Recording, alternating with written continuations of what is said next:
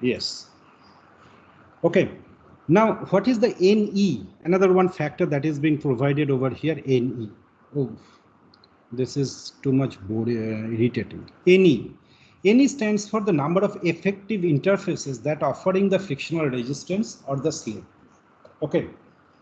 And then KH1, here I have written in a small, it should be the small KH. Small KH depends on the clearance hole. Clearance hole means, that means the bolt hole. Nothing else other than that. Okay. We'll be going through this oversized and slotted hole.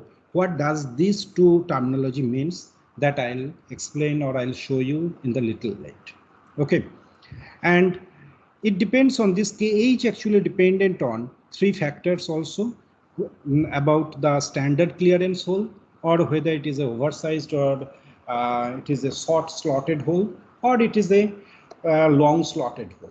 Okay, short slotted hole, long slotted hole, etc. Then F naught, whatever has been provided over here, F naught is basically nothing but the minimum bolt tension or the proof load. What is meant by the proof stress? All of you have gone through the proof stress. Let's go through the what is meant by the proof stress. Proof stress means first, then I'll come back to the what is proof load. Proof stress means, suppose you do not have any particular yield point. Let's say, for example, in an aluminium. So what we used to do in our solid mechanics course, we used to take an offset over there, 0.2% offset, and then we take a parallel line with that initial slope, and where it has been cutting over there, that is to be termed as the yield point or the yield limit. Okay, so this is now called as a proof stress or proof strain. Okay, in the steel, proof strain 2.2%. Now, what is the proof load? Proof load is basically obtained by multiplying the tensile stress area, or may be taken as the area which is corresponding to the root diameter at the thread, and approximately equal to 0.8 times of the shank area of the bolt with the proof stress. So proof load is nothing but, again, it is also dependent on the your area or the tensile area, net effective tensile area. So again, the code, IS code is being saying that how much it can be considered over there, how much it could be considered over there. In IS code, it is being saying that it has been considered 0.7 times of ultimate stress of the bolt. Okay, ultimate stress, tensile stress of the bolt. So this F naught, which is now been provided over here, the minimum tensile bolt tension, which is equal to the ANB. What is ANB? ANB is the net area of the bolt at the thread itself. So again, you will have the shank area and the threaded area. Again, you will have a shank area and threaded area. Now everything is dependent on the net area at the of the net area of the bolt at the thread itself, because in order to reduce the computational or the calculation complexity, people are now offering that either of the area you consider, you need not be considered both the areas, because you see, in the design, when we go for a design, in an academic point of view, both the threaded area and the shank area is having pretty much importance. Okay, but in a common design, in the design office, where basically you need to do the design of many connections, there people do not really bother about that, to separately taken into account the AS and AT separately. Okay, so that is what everything is been now converted and in terms of presented in terms of the net area or at the thread itself. So now once this nominal shear capacity of the bolt is being specified, you are going to make it with or dividing by the factor of safety. Factor of safety, there would be two factor of safety. Now one factor of safety would be at the service load and another one factor of safety would be at the ultimate load. So now let's say, for example, if the problem comes in the way, your tutorial problems or your exam problems, that design slip critical connections which are being, the structure is being considered as the service load. So that you have to consider, that you have to keep in mind what particular loading condition it is being specifying. It is being specifying at the service load or it is being specifying at the ultimate load. Okay. Next thing is bearing strength and the tensile strength. In the black bolt also we did the same process. The shear strength, design shear strength, design bearing strength and design tensile strength. So design shear strength is being specified with respect to or calculated with respect to your some frictional coefficient or the slip factor. Now the bearing strength, when we are going for, it is the same process that whatever we have already been calculated. The formula which has been that 2.5 times kb times dt and all the same formula can be utilized. Similarly, the tensile strength of this HSFG bolt also can be the same formula can be utilized as we have seen for the black bolt or the ordinary bolt. So there is no such difference. Only difference is how to find it out your design shear capacity or design shear strength. Now, next, whatever I showed over there, that long slotted, short slotted, oversized, standard size, actually what happens, let's say for example, I am a designer, okay, and I made my design and I send it to the fabricator. Fabricator means who actually fabricates all the structural components. What happens sometimes in practical scenario, I am telling it that I have been provided over here in the design, I have been provided over here 20 mm dia of the bolt. So essentially, as a fabricator, someone has to provide a bolt hole of 22 mm. But during the, during the workmanship, it may come around 20 or 21. So exactly it cannot be fitted in many practical scenario. So then what happened over there, we used to make it a slot. Like in our PCB, most of our laptop or computer or even mobile, we used to do some of the slots used to be there, where we are providing some external devices. So here also we are having some slot. On that slot, we are basically providing or fixing it up the bolt itself. Okay, now that may be the longer, that may be the shorter slot. So depending on this, long slotted, short slotted or oversized, this particular standardization comes into the picture. Now, when is the standardization, we have to consider it dependent on the strength criteria actually depending, your KH actually varying over here. Sorry, KH is actually varying over here, whether it would be 1.0 or whether it would be 0.8 or whether it would be 0.7. Okay, so depending on which slot we are going to utilize it.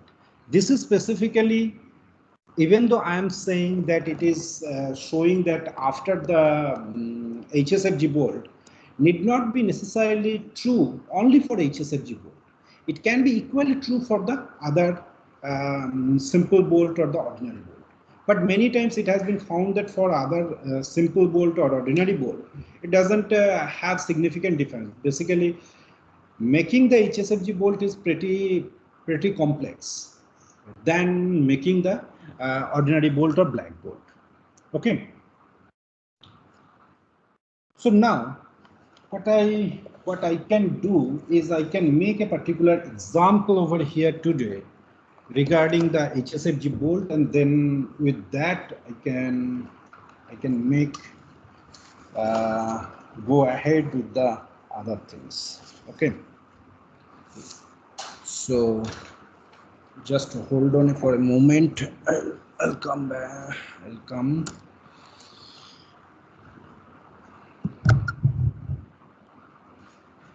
Hold on, please. Yeah. So the problem statement that I am going to say over here is, let's say I'm just writing it, and ISA stands for Indian standard angle section of 100 mm by 100 mm by 10 mm carries a factored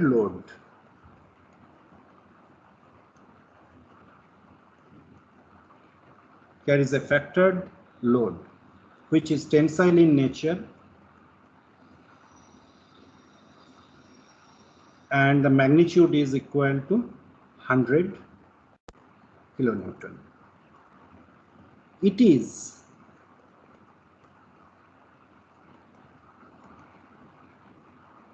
jointed with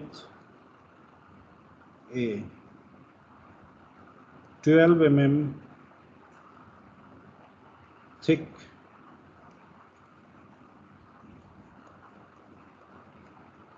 gusset plate.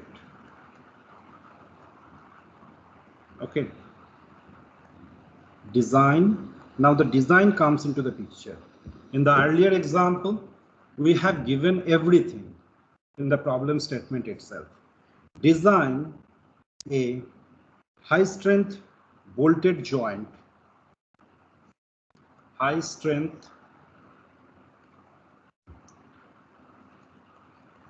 bolted joint when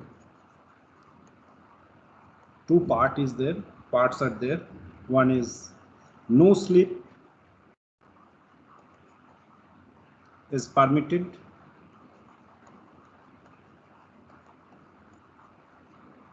and second part is there when slip is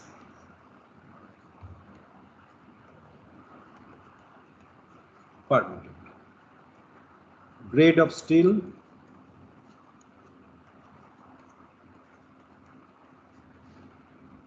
may be considered as Fe410. Okay, so grade of steel is Fe410. So what this particular thing is telling us, or how it has been looking like? Can anyone from which batch was there today? I think today was M1 and I think M3. I think M1 and M3's guys.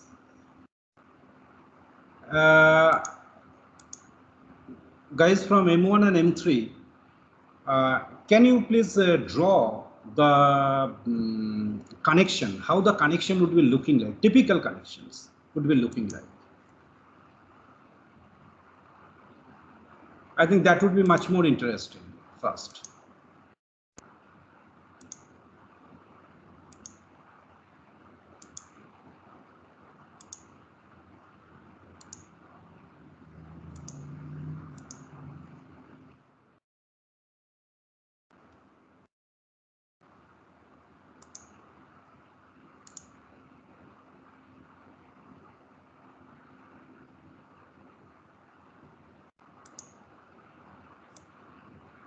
Sometimes it would be looking like this way.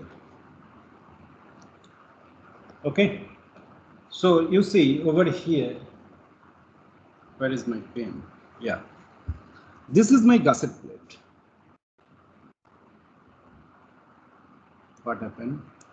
Okay, this would be my gusset plate.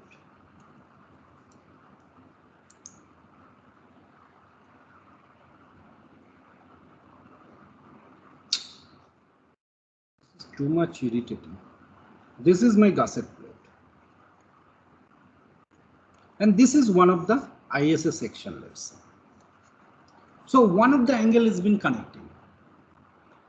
Now you got the visualization of how it can be connected. And ISA 100 by 100 by 10. So ISA 100 by 100 by 10 means it is an angle section. It is an angle section with both the legs are 100. Both the legs are 100. And its thickness, effective thickness is 10 mm. Okay, so this has been connected like this way with a 3 bolt or 4 bolt, whatever is required. I'm not going to the detail of that how many bolts are required. Maybe sometimes after sometimes it will be easy, or basically we have to make the design. So we have to have detailing after that, right? So with this, how to make it, the design.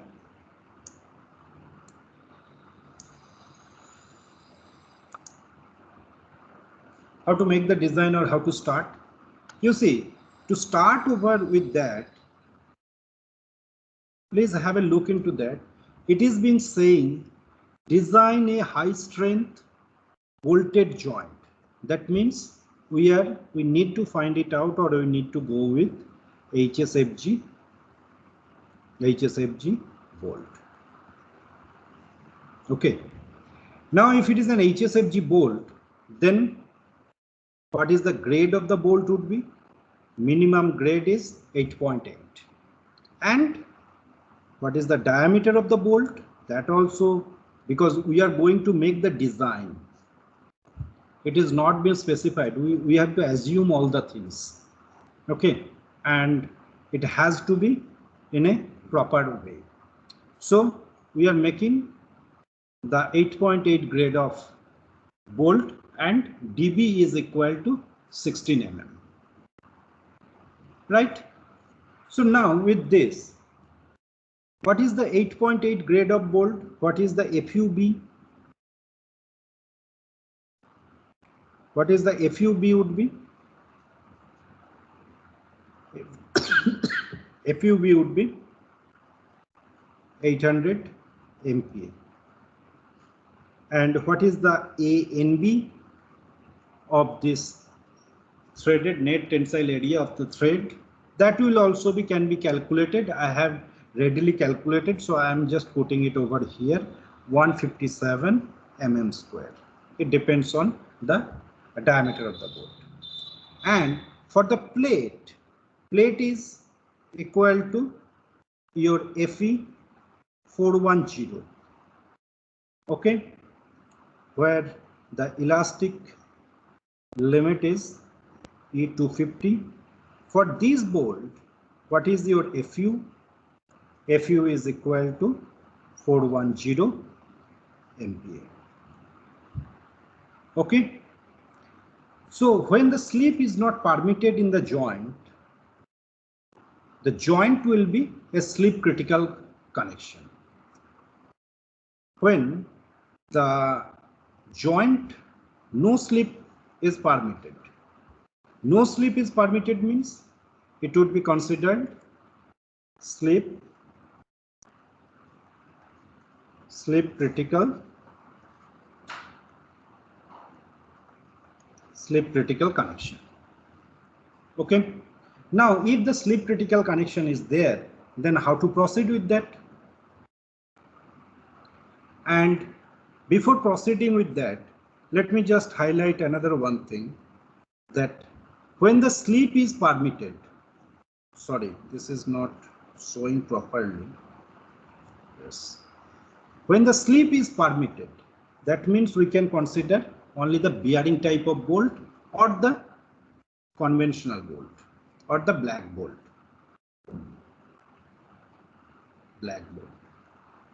bolted connection. So one slip critical connection means it is a HSFG bolted connection, and one is the black bolted or the bearing bolted connection. Only the bearing type of connection is there. Okay. Now go to the solution technique, or the thing that we are going to proceed with that. What is the slip resistance or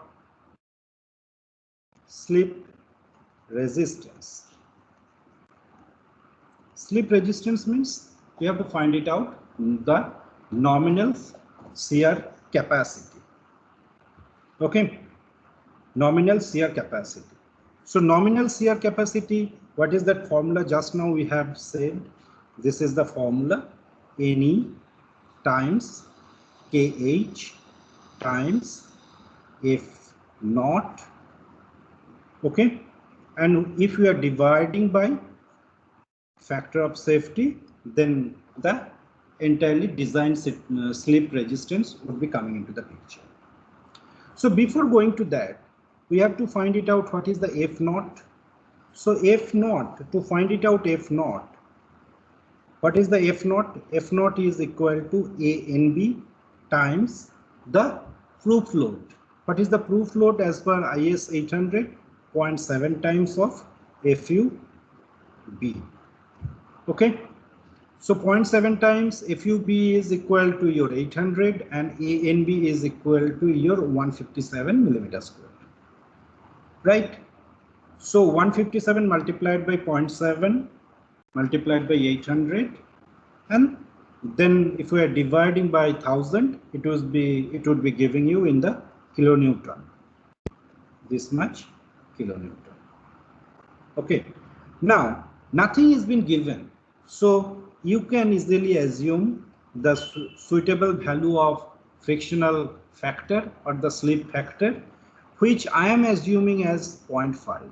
Need not be necessary. You can consider it as a 0.3, or you can consider it as a 0.5 or whatever may be. If the values are been given, then that value you need to consider over there.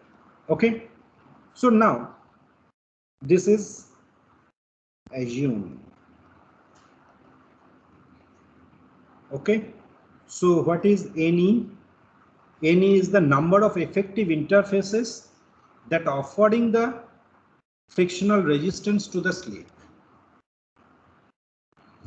Effective interface, only one interface would be there.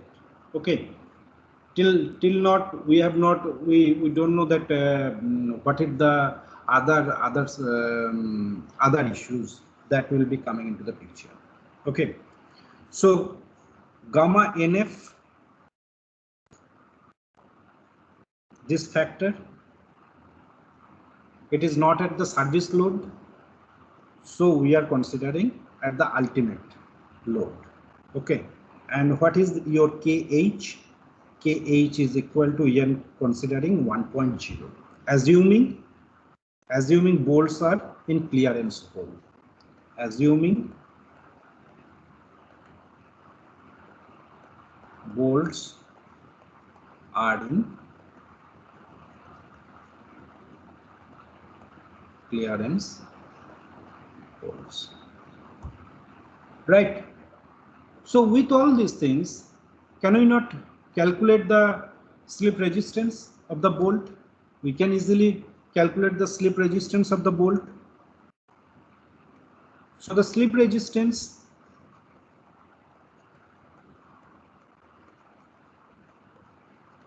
of the bolt is equal to how much it would be?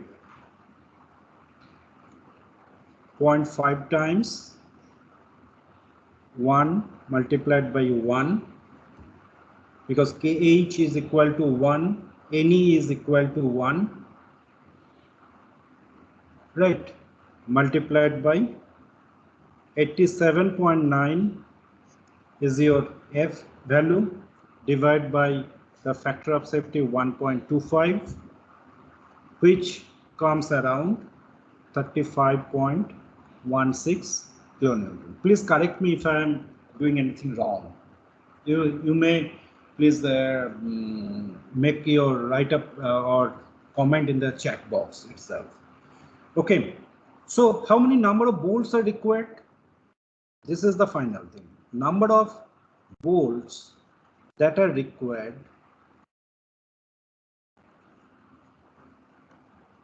is equal to 100 kilonewton is being specified, a factored load, factored shear is being, tensile force is being providing, divided by 35.16 per bolt, so 2.84, approximately 3 bolts are required.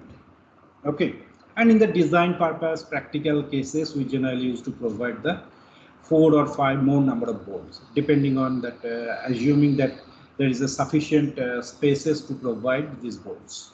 Okay. Now, what is the next point? Next point was that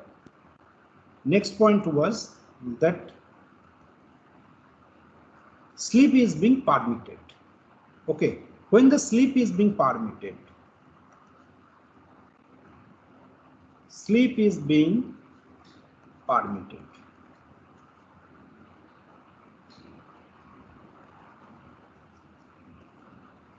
okay, when the sleep is being permitted, then again the same process, strength of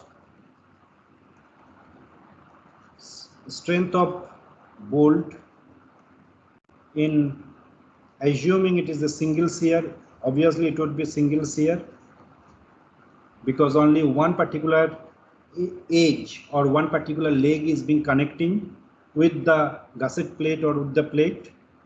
So this would be equal to VDSB, the design shear force, which is equal to ANB times FUB divided by square root of 3 times your gamma MB, so which would be equal to 157. The same formula we are using over there, right? There is no change in formula.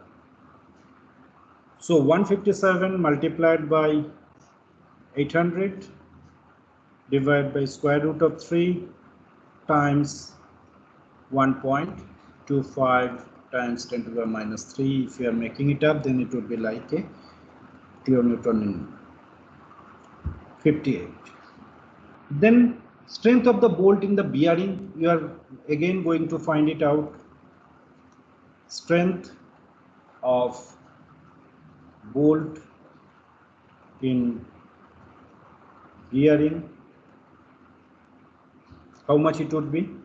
You know already, I believe, that dPd is equal to same formula, 2.5 times kb times d times t times fu by fub. Okay, so here actually you see nothing has been provided to find it out, this kb. Okay, so what to do? Because this kb is dependent on your E is a factor of which is dependent on E, P, and what else? The diameter of the hole, then what else? Fu by FUB, right? So nothing, I don't know about anything. This E value I don't know, P value I don't know. So how to proceed? There must be certain things over here. So it is better to assume some values over here, because we are, you see now, you can understand what is the basic differences that is coming over here. Now we are going to design, nothing has been available. So in the design, what we are going to do, we have to make some assumption. There is no other way around. Okay, assuming that all the things are kept same, or the E value, P value, all the things are as per the IS code, then either we can assume it is a 0.5, or we can assume it is a 0.75, or we can also assume it is a 1 value, because 1 is also been involved over there as a factor. So if nothing has been available, then it is better to assume 1, or otherwise you can assume 0.5. I am not going to make any particular comment or statement over here. So I have been assumed over here 1.0, and using that 1.0, I am calculating, or I have calculated that the bearing strength is becoming 131.2 kilonewton. Okay, so hence the strength of the bolt,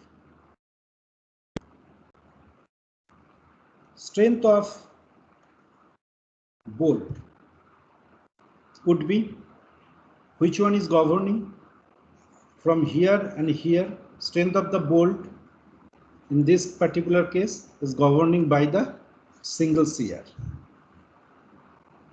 Okay, by the single shear. So now again the same thing, number of bolts, how many number of bolts are required? Number of bolts required is equal to 100 by 58. So it become 1.72 approximately 2.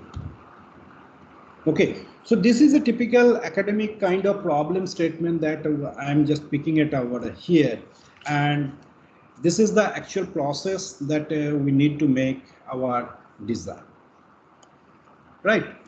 So with this, let me just go ahead. That what is the prying force? This is also required, and it is very prominent in many particular practical cases. What is prying force? Prying force is an additional force that the connected plates are basically experiencing. In which context, in which particular situation this particular prying force occurs? This prying force occurs only when this flange, this particular connected part becomes very flexible in nature. Okay. So what happens over there? Let's say this is at the first instance, while making or while applying the force. What happens if I start applying over their forces on this particular joint? So this kind of joint generally used to be occurred at the hanger connection, hanger type of connection.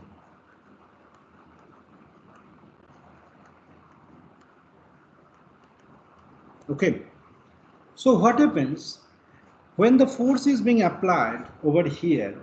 Sequentially, this edge from both top and bottom of the plate of this T section,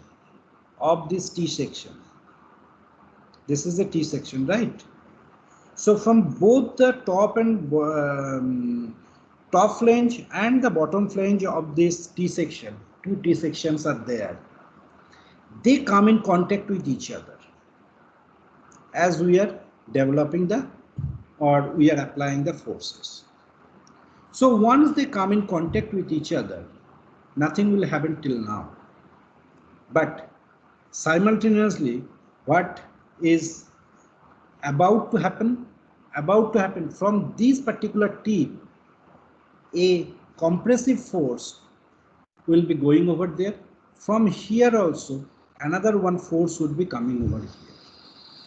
From this tip to at here, and from this tip to at here. Okay, this starts because this middle portion will start bulging out. So once they come in contact, then the prying force would start developing over there. That is called the prying action. This is called a prying action. Okay, so simultaneously what would happen over there? Once the force is significantly large, then there would be development of so many plastic hinges. What is meant by the plastic hinges? Is that is this terminology is new to you, or you have already been gone through in your structure analysis 1 or 2, plastic hinge or plastic analysis? Anyone can you please point over here whether the plastic hinge been or the plastic analysis is being? No, sir. Whatever is there? Right, someone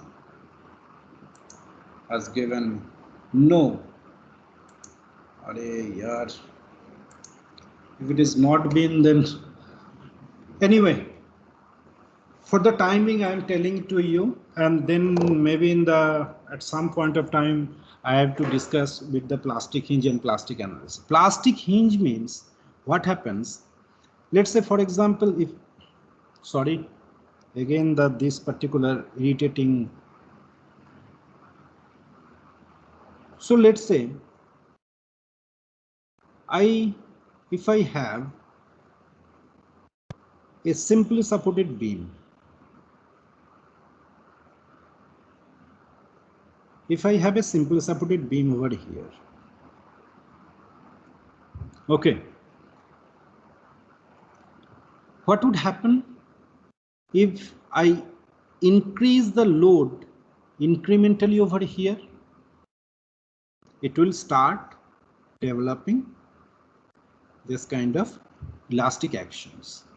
At certain loads, what would happen once the moment is reaching to its maximum? Moment is reaching to its maximum of the material or the structures plastic moment capacity. I'm saying the capacity. Once the bending moment reaches, how much would be the bending moment now? You know the bending moment, how much it would be due to the application of the load. If the bending moment due to the application of the load is reaching to its plastic moment capacity of that particular beam, then what would happen? At this particular point, a hinge would form. Okay, what is that hinge means? Hinge means, let's say in our structural analysis course, in our solid mechanics course, we used to go through this way. This is a shear hinge. That means the shear which is been having at this particular part and this particular part, they are not interacting with each other. It is not a continuous function in nature. It is a discontinuous in nature. So at this point, your shear, if it is a shear hinge, this particular thing, at this particular point, your shear would be equal to 0 because shear is releasing. Similarly, over here, when this plastic moment it reaches to the plastic moment, that means moment hinge actually forms. Moment hinge means the moment actually is being 0. So the moment rotation curve, we used to have the stress strain diagram, we used to have the load deformation diagram. Similarly, we used to have the moment curvature diagram. So what would happen at this particular point, it reaches like this way. So this particular point is the plastic moment, it is being reached. So that means if it is going in the force displacement diagram, so if once it reaches to the ultimate load, doesn't matter about your whether you are after this thing, it is not able to resist any further load, but it is deforming its own way. Infinite deformation comes into the picture here also. Once the moment, plastic moment has been reached, the beam is being rotating in an indefinite way. That is why it is called the hinge or the plastic hinge. Plastic moment capacity has been reached, and that is why the plastic hinge has been formed over there. So it is having infinite rotations over there. The curvature is becoming infinite. Okay, now with this, once this load is being applied over here and it is significantly high in nature, so sequentially all these plastic hinges would be formed. Now once the plastic hinges forms, that means connected bolts are getting failed. So typically when it would happen specifically at the flexible joint, flexible flange. Okay, flexible flange means either it is having only one bolt or it is having a very long junction, long connections. Okay, so this is the basic thing about the prying action or prying force. And here also I have typically trying to show you that how and when before applying the external force and after applying the external force, that how the things or how the prying action or prying force starts developing. This small q is basically nothing but it is applied at the corner. So it is basically and compressive in nature. This is the prying action of prying forces. Okay. Now, there are many different formulas that is being postulated in the code itself. So one such kind of formula is at here. One such formula is kind of here, that how much would be the prying force to be taken into account while making the design. Okay, so even though this becomes looking very complicated in nature, by saying very complicated in nature, the formula, it can also be notified that this formula can be easily made some. I'll come back with all the different terms over here.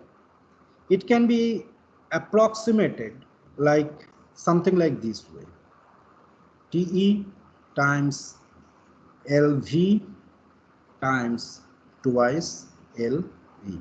Sorry, this is not LY. Actually, it would be the LV. Here also, it would be the LV. Okay. So what is meant by the LV? LV means the distance, because this is a particular junction, this is a particular T, this is a T, enter is the T. So this particular component of that T is being welded at this joint. So the outer periphery or outer surface from the weld to the bolt length or the CG, maybe you can consider at the CG itself, that to be considered as LV. And what is LE? LE is the distance of the between the prying force and the bolt central line. Okay. And again, the same philosophy, if you are considering this particular formula, then you need not bother about that thing, because I don't think that practically it is having any relevance, because it will have very, very small value. It will have a very, very small value. So I generally, purposefully, I do not consider this particular entire formula rather than considering only this. Only few fraction of things would be changing, not significant changes would be there. Okay. So from here, the ultimate goal of considering this prying action or prying force is to find it out that in the connected part, or in the connected, whatever the connections are being made over here, the T connections, how much would be the thickness of that particular plate? That thickness is being specified over here. Okay, again it is coming from equating the plastic moment capacity with the moment that is being developing. It is very easy to solve or to get this kind of particular formula. Let me just give a try that whether I can make it or not, because I did it a long time back, this particular thing. Okay, let me just, oh, right. Here, one blank page is there. So, basically, it is a correlation or equating two different moments. What are the different two moments are being there? Let me just bring it over here. One moment that is called MA. What is MA? MA means the moment about this point. Okay. Moment, let me just do it over here itself. So MA would be equal to Q times of LE. So if we utilize this particular formula, approximate formula, then it would be T E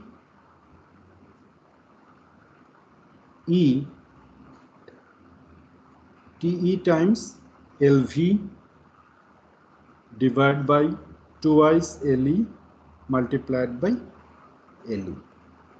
So it will essentially come that TELV by 2. Then we are finding another one moment about this point C. Okay, so if you are trying to find it about this point C, then TE times LV minus how much it would be? Q times of LE it would be. Please correct me if I am making something mistake over here. So this TE times LV minus what is the Q? Q is coming here. TE LV divided by twice LE times LE. So LE cancelling out. So it is ultimately coming TE LV by 2. So now we are equating MA is equal to MC, which is obviously equal, and which is equating with the plastic moment capacity at ultimate point. So plastic moment capacity at ultimate point, I believe that you know the plastic moment formula. I don't know whether you know it or not. At the ultimate, so it would be basically Fy by Fy, not Fy by, Fy times polar moment, plastic moment capacity, plastic sectional modulus divided by 1.01 is the factor. So it comes plastic section modulus Fy divided by 1.1 times BE T square divided by 4. This is the ZP. So from here T can be evaluated, or the T minimum can be evaluated as square root of 4.40 times MP divided by Fy times BE. Okay, so it is pretty easy to develop the formula or derive the formula, but have a look into that. If I make any mistake, please let me know in the either through email or some other mode. Okay, so with this, actually you need to find it out that how much amount of or how much would be your thickness that has been required in order to ensure that there is no prying action or there is no significant effect of the prying actions. Okay, these are the few typical pictures that I'm planning to show it over here, that how the splicing used to done. Splicing means, you see, even when we are making the design or we are making the fabrication, there used to be some length restriction. In the RCC design, what we do in the RCC design, we do the development length, we do the lapping, all these things. Here also we do the splicing over here to make the continuity of that particular beam or column. Okay, similarly over here, either it can be bolted or it can be the welded connection itself. Those designs will be coming in the later stage that I will be discussing. This is one of the case study that I thought that I will be discussing with you guys, and this is a very prominent failure event